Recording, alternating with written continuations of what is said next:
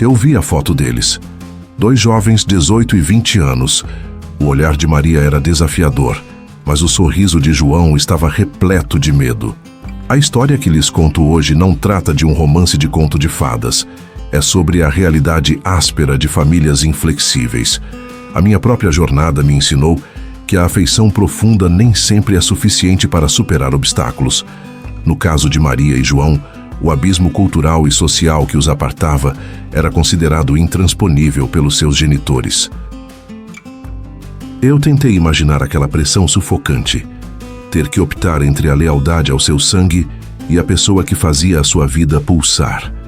A decisão urgente veio na calada daquela noite fatídica.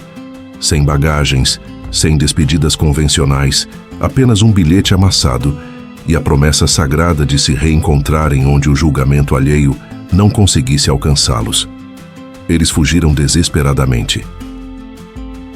Não buscaram uma vida fácil, mas sim a clandestinidade, sobrevivendo com trabalhos avulsos, trocando de cidade sempre que o risco de serem descobertos pelos parentes aumentava. Mas a existência segue seu curso e as inevitáveis separações aconteceram. O peso da distância, a falta completa de informações, o pavor de terem sido esquecidos pelo outro lado, 5 décadas exatas se passaram desde aquele adeus forçado. 50 anos de cartas jamais enviadas e de telefones nunca discados.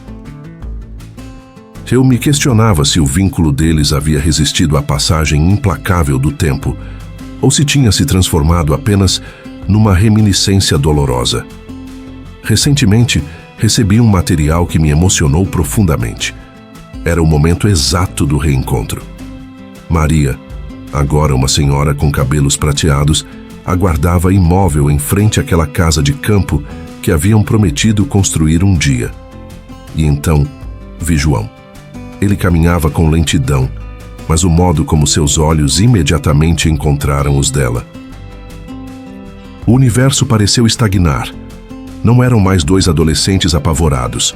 Eram 2 almas maduras que, finalmente, depois de 50 anos de espera, estavam autorizadas a se amar sem qualquer receio. Eu lhes garanto que, ao testemunhar aquele abraço demorado, senti o fardo de todos aqueles anos de ausência se dissipar por completo. É uma lição magistral sobre a persistência dos sentimentos verdadeiros. Antes de mergulharmos nos detalhes de como esse momento histórico aconteceu, peço o seu apoio para valorizar esta entrega. Deixe seu like, compartilhe esta narrativa emocionante e se inscreva no canal para não perder as próximas histórias reais. Agora eu quero saber de você. Se o seu amor verdadeiro fosse vetado pela sua família, você esperaria tanto tempo quanto Maria e João ou seguiria um novo caminho? Minha investigação profunda sobre a vida de Maria e João me deu a resposta para a minha própria pergunta.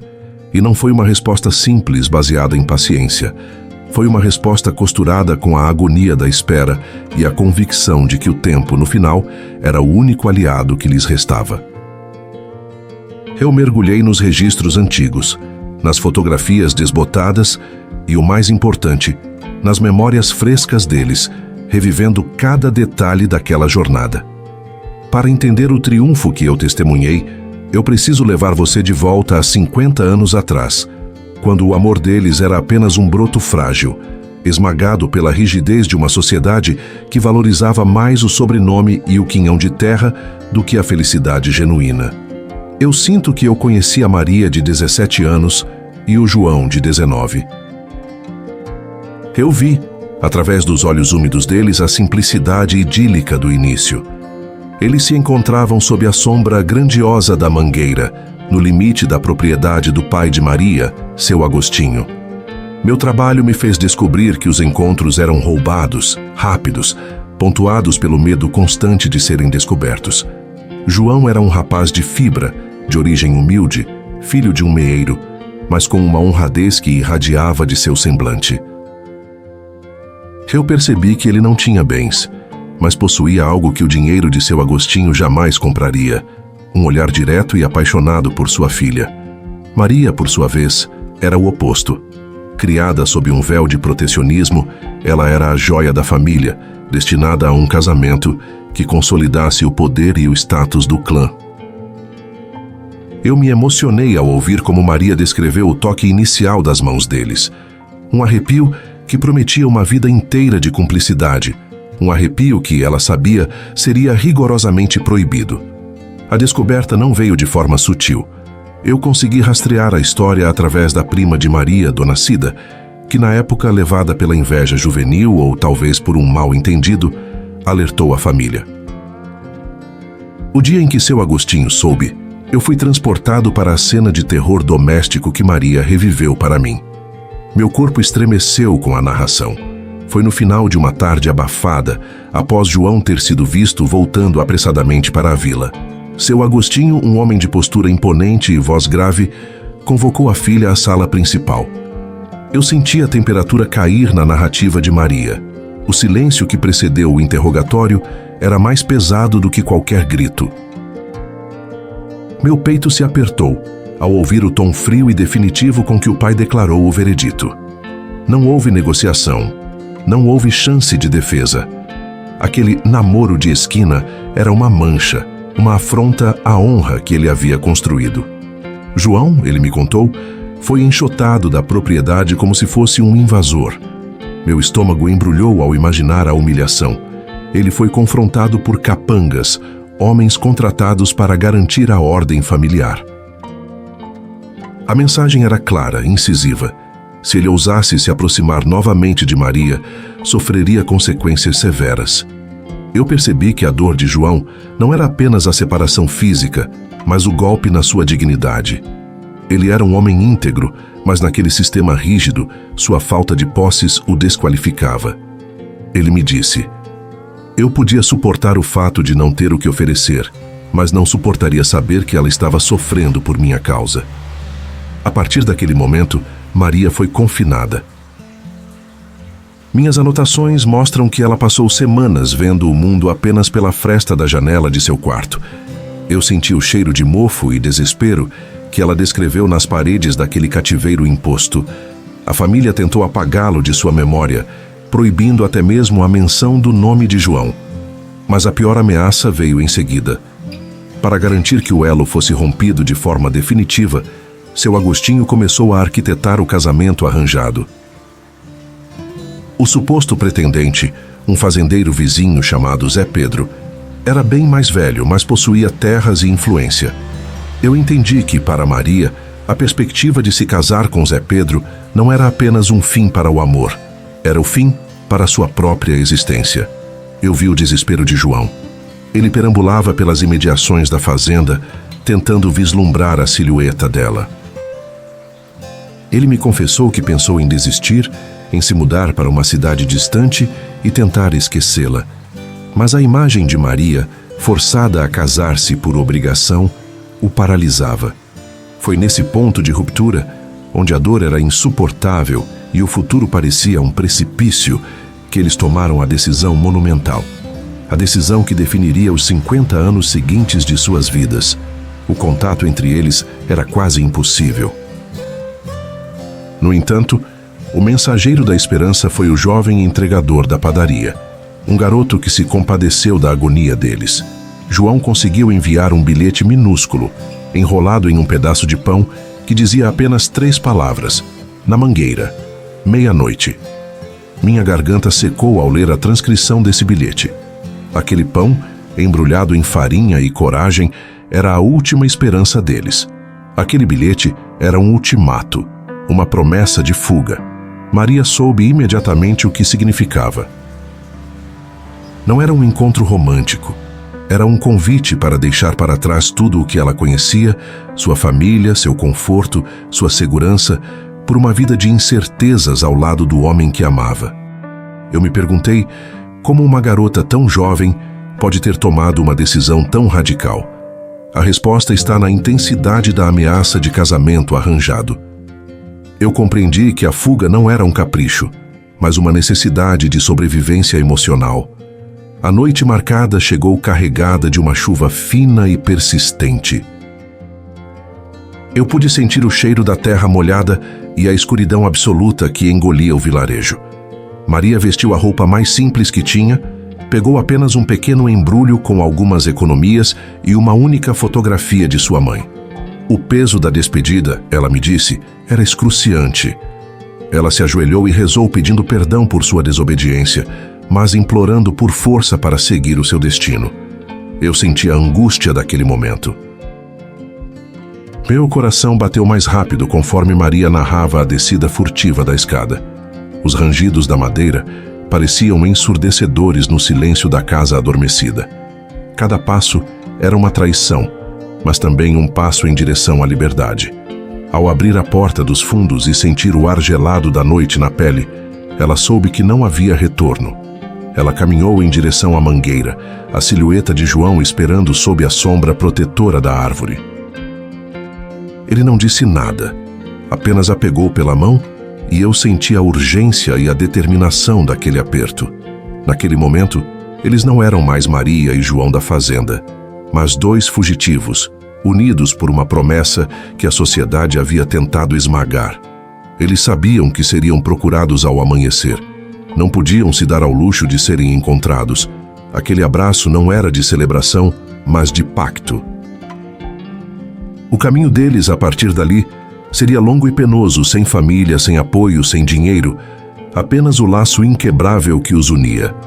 Foi assim, sob a luz fraca da lua encoberta, que Maria e João deram o primeiro passo da longa jornada de 50 anos, que culminaria naquele momento que eu testemunhei.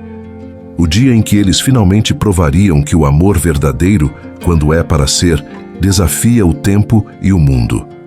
O destino deles começou ali, na escuridão, fugindo.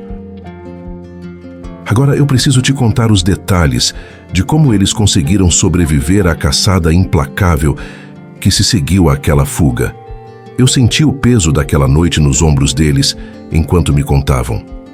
A poeira que levantavam ao correr não era apenas sujeira da estrada batida, era o rastro visível que os entregaria a qualquer um que soubesse procurá-los.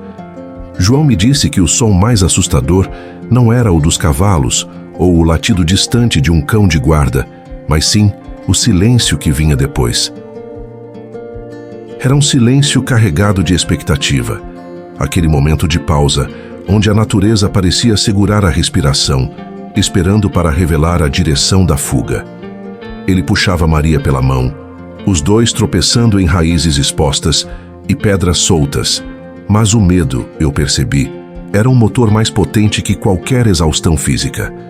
Eles sabiam que a família, ultrajada pela desonra de ter um matrimônio arranjado desfeito por um romance proibido, não enviaria apenas vizinhos curiosos. Seriam homens contratados, capangas pagos para garantir que o erro fosse desfeito, que a ordem familiar fosse restaurada, não importa o custo. A vida deles valia menos que a reputação de um clã. A única bagagem que possuíam era a promessa silenciosa de lealdade mútua. Não havia troca de roupas. Tudo o que tinham estava no corpo.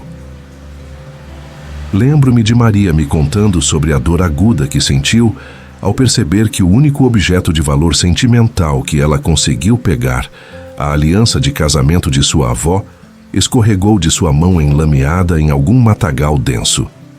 Não era o valor material da joia o que a fez chorar, mas o elo rompido com o passado, com a possibilidade de uma despedida digna. Eles não estavam simplesmente fugindo, estavam queimando todas as pontes, tornando o retorno à vida anterior uma impossibilidade absoluta. É isso que a perseguição familiar faz. Transforma o laço de sangue em veneno e a saudade em uma condenação perpétua. O primeiro raio de sol trouxe não alívio, mas o pânico. A luz expunha a vulnerabilidade deles. Tiveram que se esconder em um celeiro abandonado nos limites de uma fazenda desconhecida. Ficaram ali por 3 dias, vivendo de milho duro, deixado para os animais, e da água turva de chuva acumulada num barril enferrujado. Eu imaginei a cena com clareza. 2 jovens acostumados ao conforto mínimo de seus lares, agora reduzidos a espectros assustados, sentindo o cheiro de palha suja e mofo. Maria, que fora criada com a delicadeza de quem nunca precisou sujar as mãos, aprendeu a roer a vida com os dentes.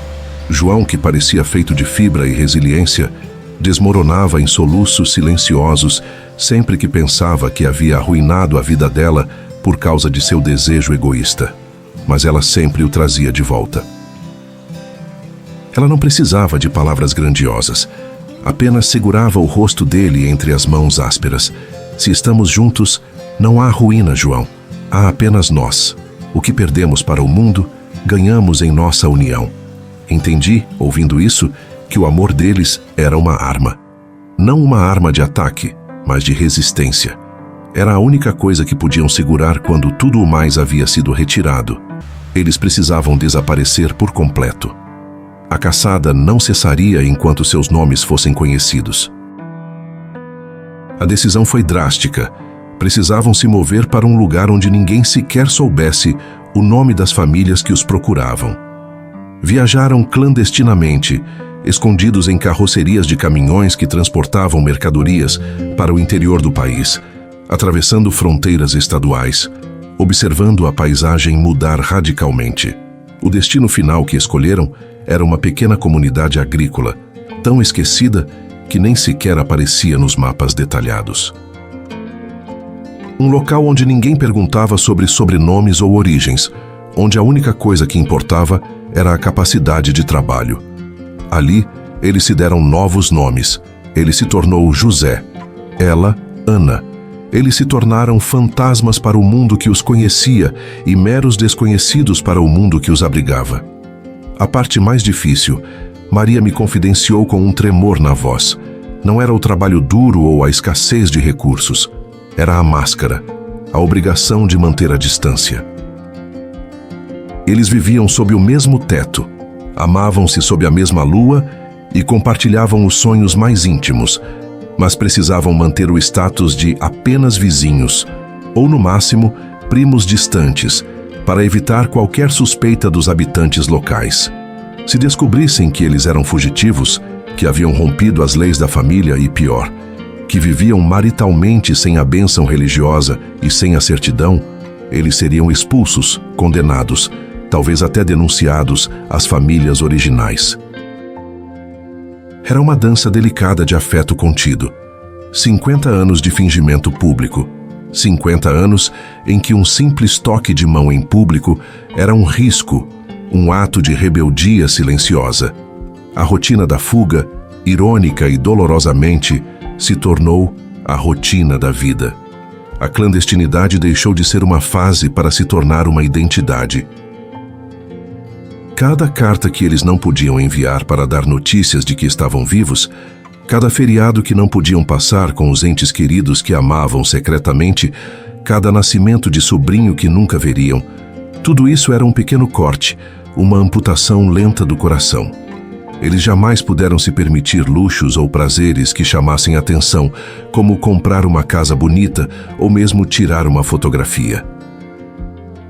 Viveram escondidos, como se a luz do sol pudesse, a qualquer momento, revelar o segredo deles ao mundo. O amor deles não era apenas um sentimento romântico, era um pacto de silêncio, de sacrifício e de vigilância constante. Eu, ao ouvir cada detalhe dessa vida espremida e diminuta, senti uma pontada lancinante no peito. Pensei, o quanto do meu próprio eu, da minha história, da minha identidade, eu estaria disposto a sacrificar por um amor que exigisse tamanha renúncia? A perseguição física com o tempo diminuiu, mas a perseguição emocional nunca deu trégua. A memória da família os assombrava mais do que o medo dos capangas.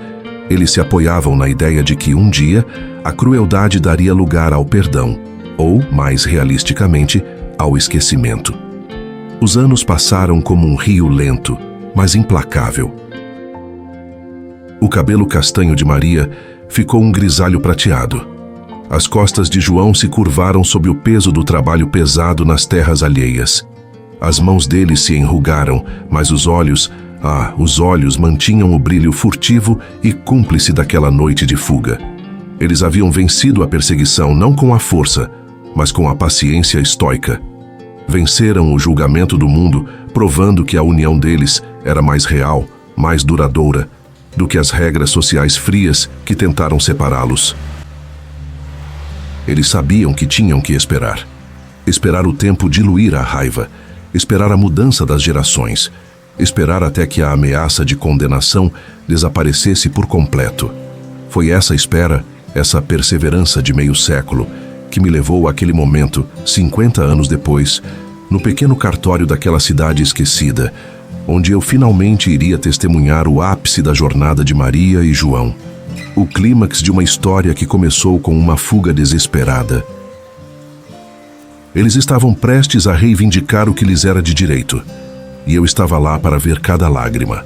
O ar daquele pequeno cartório, abafado e com cheiro de papel envelhecido e poeira, parecia vibrar com uma tensão que ia muito além da mera formalidade legal. Eu estava sentado na primeira fileira, quase um intruso, mas tratado por eles com a intimidade de um cúmplice de longa data. Meus olhos fixaram-se nos dois, Maria e João, que se postavam diante da escrivaninha de madeira maciça, iluminados pela luz fraca que entrava pela janela alta. Eles não eram noivos convencionais. Não havia véu nem flores, apenas a dignidade cansada de quem carregou uma montanha por 50 anos. Eu percebia a fragilidade em seus ombros encurvados, mas via também a permanência, aquela rocha inabalável que resistiu a todos os vendavais familiares. Maria vestia um vestido simples, azul marinho, que ela havia costurado, imagino, talvez 10 anos atrás, esperando por este dia. João, ao seu lado, parecia maior do que a sala. Seus cabelos brancos como neve de inverno, as mãos grossas apertadas à frente do corpo, tentando disfarçar o tremor. O juiz de paz, um senhor de semblante austero, mas com olhos que pareciam ter visto demasiada tristeza humana para permanecer indiferente, iniciou a leitura dos termos. Eu podia ouvir minha própria respiração. Cada palavra legal, cada artigo do Código Civil sobre deveres mútuos e comunhão de vida ressoava na sala, adquirindo um significado monumental para Maria e João. Não eram apenas cláusulas, eram promessas finalmente permitidas. O juiz fez uma pausa, retirou os óculos e olhou diretamente para eles, não como réus de uma história antiga, mas como sobreviventes. Senhores, a lei exige que eu pergunte se há algum impedimento legal para a união. Naquele instante, o tempo parou. Eu senti um frio percorrer minha espinha. Não um impedimento legal, pensei, mas o fantasma dos impedimentos morais e sociais que os haviam torturado por décadas. O medo da vingança, o peso do julgamento, a ameaça de serem completamente banidos. Era como se as paredes daquele cartório, de repente, se enchessem das vozes iradas dos pais de Maria e dos parentes de João, ecoando o rancor de meio século. João engoliu em seco. Maria apertou a mão dele, um gesto mínimo, mas que carregava todo o peso de sua jornada clandestina. Nenhum impedimento meritíssimo, João conseguiu dizer, e a voz dele, embora rouca pela idade, era firme, cortando o silêncio com a autoridade de quem não tem mais nada a perder. Era a declaração final de que a condenação da família não importava mais. O tempo havia corroído a força daquele veto. O juiz assentiu, compreendendo a profundidade daquele momento sem precisar de explicações. Ele os convidou a assinar o livro de registro. E ali, diante de mim, aconteceu o clímax. A caneta esferográfica, comum e barata, parecia pesar 1 tonelada nas mãos de João. Ele curvou-se sobre a página amarelada. Sua assinatura era vacilante, mas resoluta. Vi seus ombros tremerem levemente, enquanto ele traçava as letras do nome que ele já dividia com Maria, em espírito há 5 décadas. Quando foi a vez de Maria, ela não hesitou. Seus olhos não estavam na linha onde deveria assinar. Estavam fixos em João. Era um olhar que dizia: "Finalmente, meu amor, conseguimos. Você está aqui." Enquanto ela assinava, uma única lágrima solitária escorreu pela minha face, não a dela. Eu fui o primeiro a ceder à emoção represada. Aquela lágrima era minha homenagem ao custo daquela espera, ao sacrifício de uma juventude vivida na sombra, apenas para garantir este momento de luz oficial. O juiz pegou os documentos e os carimbou com um som seco e final. O som da burocracia, pela primeira vez, soava como a liberdade, Pela autoridade que me é conferida, eu os declaro marido e mulher, ele proferiu. Não houve palmas, apenas o silêncio respeitoso. Maria fechou os olhos. A respiração dela saiu em um longo e lento suspiro, um esvaziamento do peso que ela carregava desde a adolescência. Eu senti que ela não estava apenas aceitando o casamento. Ela estava perdoando o mundo por ter sido tão cruel com eles. João se virou para ela. Ali, no meio daquela sala formal, ele ignorou a presença do juiz, a minha e o mundo exterior. Ele pegou o rosto de Maria entre suas mãos enrugadas. Ele a beijou. Não foi um beijo apaixonado de cinema, mas sim um beijo de ancoragem. Um beijo profundo, lento, que durou o tempo suficiente para provar que a promessa feita 50 anos antes, nas sombras daquela fuga juvenil, estava agora completa, sólida e inquebrável. Era a confirmação de que tudo valeu a pena. Quando eles se separaram, Maria estava sorrindo. Era um sorriso que nunca antes eu havia visto em seu rosto, um sorriso sem traços de melancolia ou apreensão. Era a paz absoluta. João tirou do bolso do paletó uma pequena caixa de veludo gasta. As alianças. Ele me explicou, sussurrando, que as alianças eram de latão, compradas num mercado de pulgas 50 anos atrás, na primeira cidade onde conseguiram refúgio. Eles nunca as usaram, guardando-as para este momento preciso, como uma cápsula do tempo da sua esperança. A mão de João tremia novamente, mas dessa vez não era de medo, mas de uma emoção avassaladora. Ele deslizou o anel no dedo de Maria. O metal simples, gasto pelo tempo, parecia o ouro mais puro do mundo naquele momento. Maria fez o mesmo. O gesto de colocar a aliança, que para tantos casais é apenas o início, para eles era a conclusão de uma vida inteira de lealdade testada. Nós fizemos isso, Maria murmurou para João, sua voz embargada pela doçura. Nós fizemos, meu amor. O juiz sorriu discretamente, fechando o livro. Ele os parabenizou com sinceridade e lhes entregou o certificado. João segurou o papel como se fosse a coisa mais preciosa do universo. O documento que, finalmente, lhes dava o direito de existir abertamente como um casal. Saímos do cartório. O sol forte da tarde nos atingiu. Eu notei a diferença imediata. Quando eles entraram, pareciam 2 fardos pesados carregando o peso da história.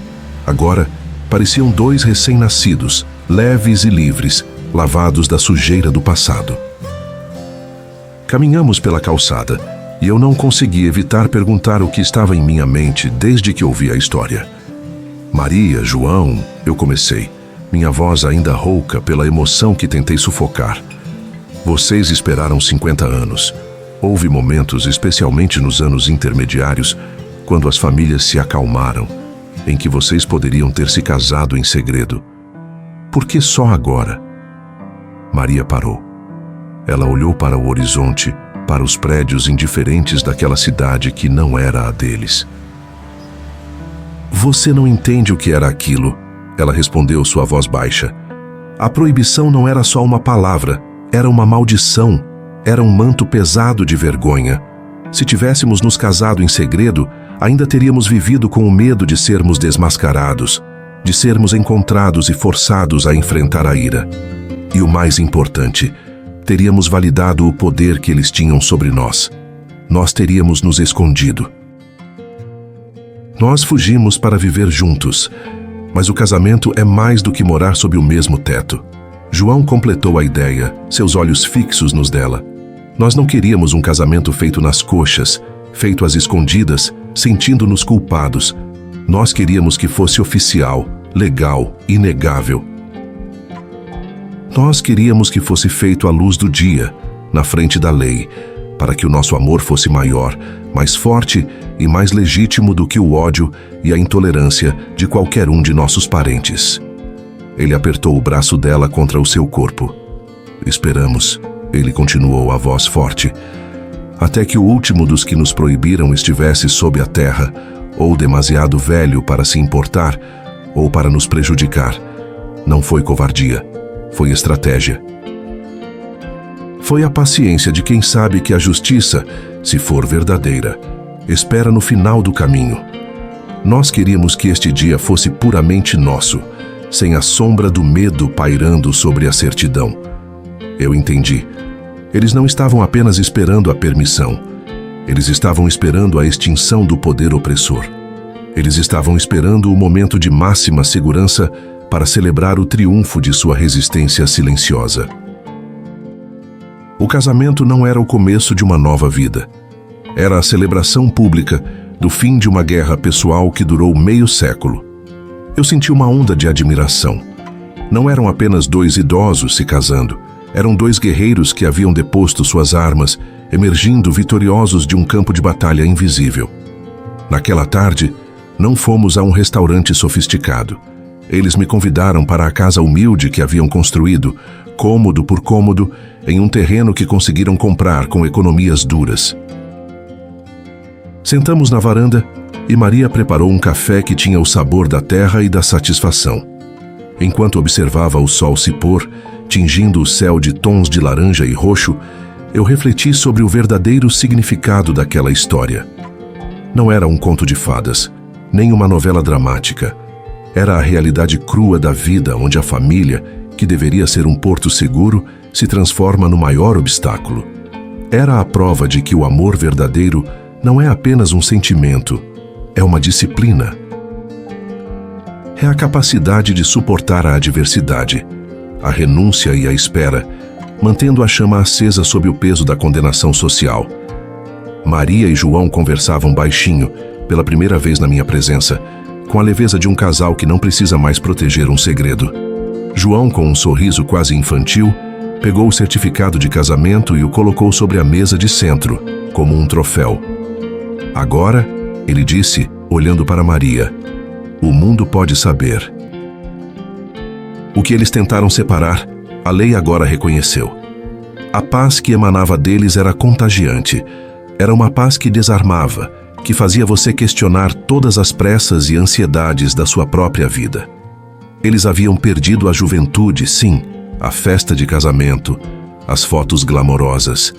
Mas eles ganharam algo muito mais raro, a certeza absoluta de que, no meio de todas as perdas e proibições, eles nunca, jamais, soltaram a mão um do outro.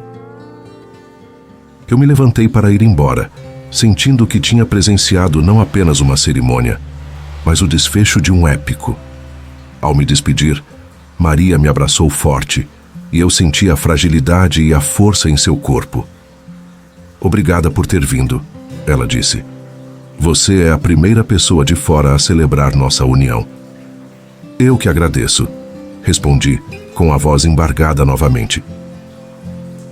Vocês me ensinaram que a paciência não é passividade. É o último ato de rebeldia de quem se recusa a desistir.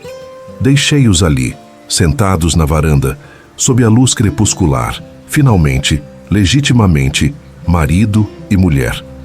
O silêncio que os envolvia não era mais de apreensão, mas de quietude merecida. Eles olhavam para a frente, mas eu sabia que, em suas mentes, o peso do passado estava, por fim, dissolvido. Eles não fugiram da vida. Eles esperaram pela vida que mereciam. E 50 anos depois, eles a tinham reivindicado, selada com tinta carimbo. E, acima de tudo, com a permanência de um amor que provou ser mais duradouro do que qualquer preconceito familiar. E eu, o contador dessa história, chorei de alívio e júbilo por eles. O que vi naquele cartório não foi o final de uma espera, mas o início de uma liberdade. A espera acabou. A vitória era deles. A saga de Maria e João nos mostra que a paciência é, muitas vezes, o ato final de rebeldia. Se você se emocionou com essa vitória de 50 anos, deixe seu like e compartilhe esta lição de vida. E mais uma vez eu pergunto, se o seu amor verdadeiro fosse vetado pela sua família, você esperaria tanto tempo quanto Maria e João, ou seguiria um novo caminho? Assista a outros vídeos que estão aparecendo na tela e continue descobrindo histórias que desafiam o tempo.